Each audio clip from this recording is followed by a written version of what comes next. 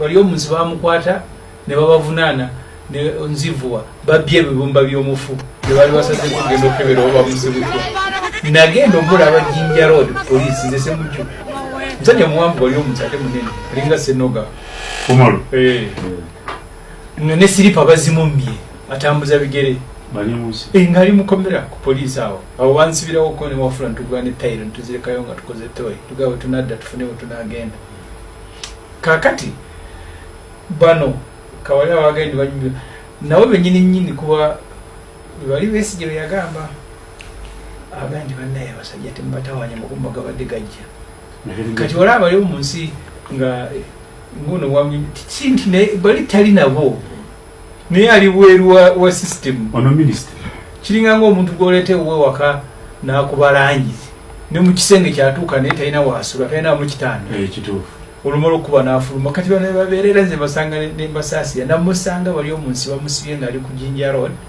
nga bamumye ne silipa atambuza bigere tebeni nga alagidde bamusibe so nolwekyo kyemajaga nnyo okutunuulira abaana abatulugunyizibwa ne basibibwa mu kutulugunya okuli mu ggwanga n'abe ojjukira kyamani we NRM poliisi bwe yakwata ne bamukuba yali wa Kamwenge ne bamukuba najja nga yavunza ebigere byonna takyasobola kutambula kyamani we NRM LC3 babamanyi abannanyini gavumenti wali batono kati mwabasigadde wanga wali ate bafuna okusadda kati babuuze bawe NRM wali ate eri waligwamu basooka ne basaddako emigugu nawe kakana abaana abantu bayinza okusuulamu abamu bawone kati ne Museveni bwali bakuba kyamaani we NRM we Kamwenge ne bamuleeta nga ebigere byonna byavunda ate ne batandika kumujjanjaba n'olwekyo myanyina ddala abazadde ngenje waka abakyala bakeranga wange nonga ababba baffe babakwata banoonya babba banoonya n'ekyokulya abaana bange babakwata nga nyina muvubuka ali omukwawe bajja babasanga mukono nga bazimba nga bambadde obukofiira obulaga nti owagira Kyagulanyi ne babayoola kakati lulu yavuga ne babasuula mu bikajjo musambaza ebikajjo eyo kumakyanga bukya buli omu neyeeya butya bwanaddeeka saasoma byansimbi nasoma mawulire omulimu gwange kumenyaamenya bintu binene buli muntu abitegeera abasinga obungi baagala nnyo okwolesa obukugu bwabwe nakwogera bigambo abantu bye batategeera bw'ayogera ne batategeera avaawo nga yeewaana ndi musajja ayogedde ebigambo ayogedde kinange sibitegedde ng'addayo olwo musanyufu nze training eyange yakumenyaamenya kintu buli muntu n'akitegeera bajeti eyo abantu abasinga obungi baali bawulira bajeti balowooza nguudo n'amalwayo temumanyi nti abantu bateeka mute ssente zakulya olina ozimenyaamenya bamanye ezisaasaanyizibwa ku bakozi ze balyako emmere ze bagulako amafuta ze basulako mu woteeri seminars ze bagulako amawulire olwo omuntu lwasobola okutegeera okwejala by'okuli mu Uganda naye bonna jja n'omubulira ebigambo ebinene ebyabaasoma ebyensimbi avaayo nga tategedde kye bayita budget era ne maama wange Ajati Sofia Nalwoga teyagenda kuyadde mu P1 naye namala okunyonyola budget yaŋŋamba naye agitegedde ku myaka 7 gy'ayina so obuzibu bulimu era abantu ba gavumenti babbira mu bigambo ebyo ne babaka parliament abasinga obungi tebabitegeera bwajja nga babagamba public debt eno budget ya treasury operations temugikwatako mukwata ku sente ogenda ogimenyamenya nga mulimu sente z'okuwa Congo mulimu sente z'okuwa Magola mulimu sente z'okuwa Pineti niyo mbaka parliament wa bulijjo olw'omuganzi no sente zakusasula mabanja gabwanjibwa gavumenti ng'akuba saluti ngaddaka nze buvunaanyizibwa wange kubabuuza nti mumpe lisiti yaabwe mugenda okusasula olaba batandise kwekweka ogenda oginoonya osanga Museveni ataddemu mikwano gye Pineti ono muyitale ataddemu ono musajja wa Loko omuyindi yamuwanga sente ng'ali mu nsiko ataddemu Magola omufere kati ebyo abantu bye balina okutegeera naawe bagga ntugenda kusasula gavumenti bagibanja olowooza ni sente twazigyayo kukola nguudo naye nga bazigyayo kuzimeketa so buvunaanyizibwa wange ng'owamawulire okunoonya okujja mu bigambo ebinene public debt servicing public debt buli omu n'ategeera ani gwe tusasula batugenda tusasula sente zibanjibwa Uganda mu kunoonyereza okwakolebwa mu magye gye bayita Ghost Soldiers Report yakolebwa Tinyefuuza Sale ne Amama Mbabazi Kazini yaga nti waliwo okulya ssente mu butongole ne wabawo n'okuzibba. Nannyonnyola nti buli nkomerero ya financial year ssente zaasigalanga ku akawunti nga baziteeka ku akawunti gye bayita below the line account, ezo ne baziggyako ne bazigabana bugabanye. Ensobi mu Uganda abantu abasinga obungi balowooza gye bakola kwe kulowooza nti corruption kitegeeza kubba bubbi ssente ne olw'okuzeewa obwewi. Bw'otunuulira budget ekolebwa ssente zisolozebwa mu w'omusolo, gavumenti erina abakozi bali 40,000, bw'okebera lipooti ya Auditor General bali 39,000. Abakozi abo basasulwa ensako n'omusaala trillion 8 ne billion 5 ne baweebwa ssente ez'oggula amafuta. Abavuga emmotoka za gavumenti buli mwaka bavuga amafuta ga billion 9 ne babeera ne special meals billion 3, workshops billion 5. Ogenda okugatanga ku budget eya trillion 7.2 abantu 40,000 batutteko trillion 12 mu mafuta ne mu misaala. Bw'ojjako okusasula amabanja ag'abangi ba Uganda buli mwaka tusasula ogwe twasasula trillion 3.5 tulina kusasula trillion 2.8 ng'akasigaddewo akatono kagenda okugabanibwa miliyoni 45 ez'Abannayuganda.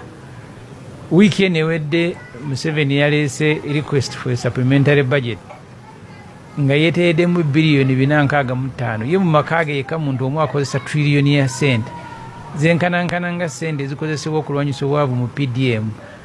Abantu abateeberezebwa okuba abaavu mu Uganda bali amaka miliyoni 3.5 bantu miliyoni 14. Okubajja mu bwavu mu budget babeeramu ne trillion 1 ne Museveni gyakozesa waka ne mukyala we. Kati obubbi obusinga obungi mu Uganda bwe butongole.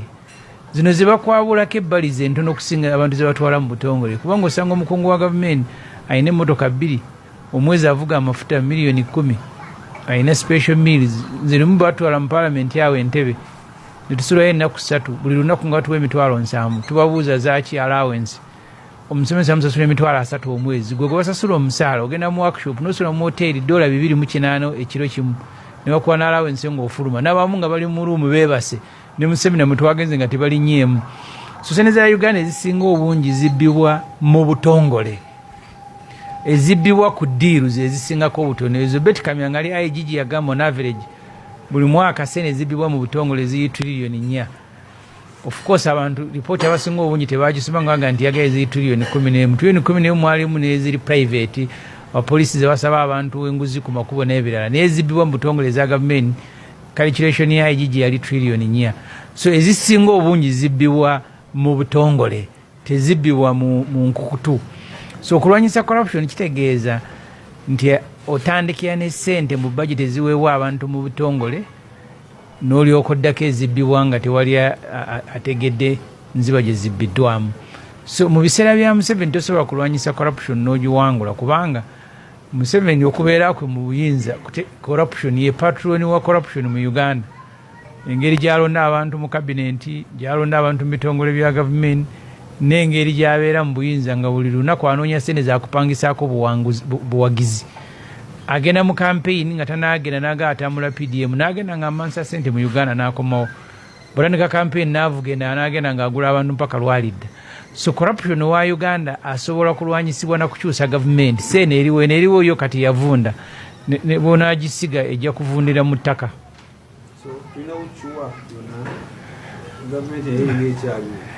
Gavumenti okubeerawo kwayo buli kiseera, ebiseera ebisinga erabikanga ekyaliwo mpaka lwegwa. Ne Gaddafi yali alaba waali era n'agamba bamuwakanya agenda bafuuyira ng'ebiyenje, naye mu myezi 2 yali yagenze.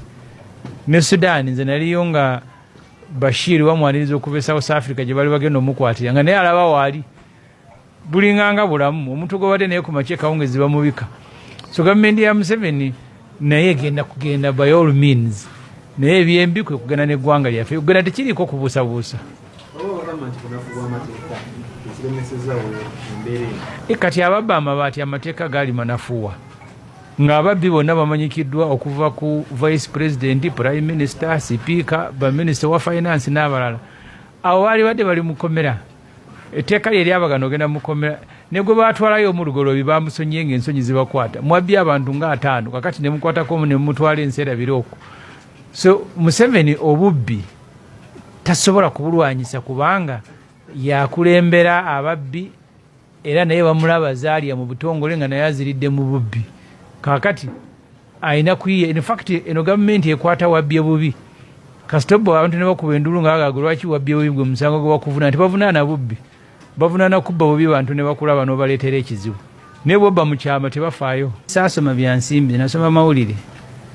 Omulimu gwange kumenyaamenya bintu binene buli muntu abitegeera. Abasinga obungi baagala nnyo okwolesa obukugu bwabwe nakwogera bigambo bantu bye batategeera. Bw'ayogera ne batategeera avaawo nga yeewaana ndi musajja ayogedde ebigambo ayogedde kinange sibitegedde ng'addayo olwo musanyufu.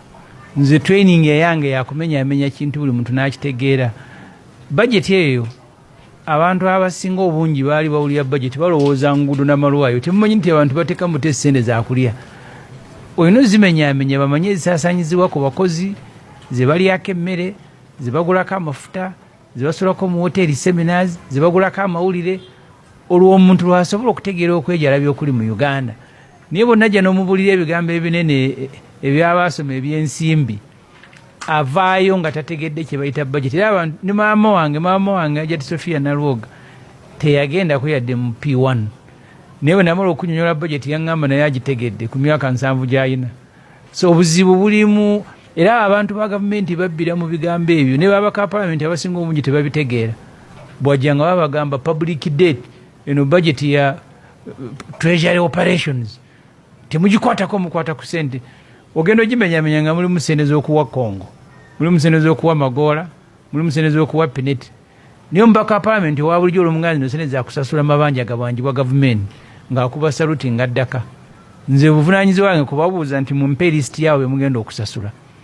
Olaba batandise kwekweka ogenda oginoonya osanga Museveni ataddemu mikwano gye Pineti ono Muyitale, ataddemu ono musajja wa Loko omuyindi yamuwanga sente ng'ali mu nsiko, ataddemu Magola omufere. Kati ebyo abantu bye balina okutegeera naawe bagga ntugenda kusasula gavumenti bagibanja olowooza ni sente twazigyayo kola nguudo naye nga bazigyayo kuzimeketa. So buvunaanyizibwa wange ng'owamawulire okunoonya okujja mu bigambo ebinene public debt, servicing public debt. Buli omu n'ategeera ani gwe tusasula batugana tusasula sente zibanjibwa Uganda. Mr. Speaker, first of all, I have not said anything since I came here. But the Honorable Chris Baryomunsi, who was charged for stealing Nebanda's body parts,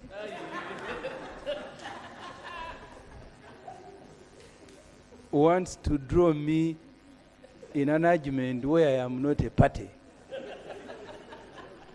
I went to see him at Jinja Road Police, where they had denied him even sandals.